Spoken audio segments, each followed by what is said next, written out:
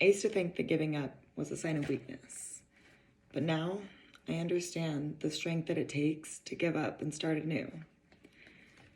When I was 16, I got my first job working in a restaurant. I was a hostess. I worked really hard, and eventually I got promoted to a server. Around that same time, I graduated high school, and I wasn't really sure if I wanted to go to college. I wasn't really sure what I wanted to do, so I figured I'd take a little bit of time to think about it and just maybe work a few extra shifts. And I decided to also move from Arizona to California because I thought that would be some life experience. Well, California is kind of expensive, so I worked a couple jobs. I worked several, in fact, and all in the restaurant industry. I started as the host, I moved to a server, eventually a bartender, and then when I found somewhere I really liked, they offered me a position as a manager, and I took it. I worked really hard, and I was kind of proud to get the position, and I also kind of felt trapped, like, I'd worked so hard to be here and climb this ladder, and if I give up now, it's like I've wasted all this time leading up to what? For what? Well, I took the job and I kept working at it. There were good days and bad days, but I wasn't really feeling fulfilled in this job. It was just something to do, a way to make money. Well, eventually, the pandemic hit. And when the pandemic hit, I was furloughed.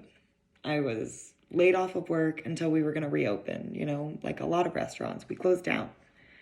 So I found myself with a lot of free time. I started exercising and eating healthy and preparing my meals because why wouldn't I want to make a meal from scratch? It's not like I have anything else to do. I'm not trying to rush through my meals or make something quick. I have plenty of time. Spend time with loved ones, spend time with my dogs, and I just basically got to work my mind and my body in the ways that I wanted to. It wasn't just all about wake up and work. At the time, I'd been working, 55, 60-hour weeks. Well, eventually, they called me back to go back to work. And I came back. But I'd already kind of been thinking about going back to school. And after just 2 weeks back, I decided it was time to leave. I put in my 2-week notice. I let them know I needed to put my faith in me. And it was time to take a risk. It was time for me to bet on me. I was sick of making somebody else's dreams come true. I wanted to make my own dreams come true. And I just kept thinking, 5 years from now, I could be thinking, what if I had started what if I had started school 5 years earlier? I'm going to get to that point 5 years from now either way. I'd rather have a degree when I get there.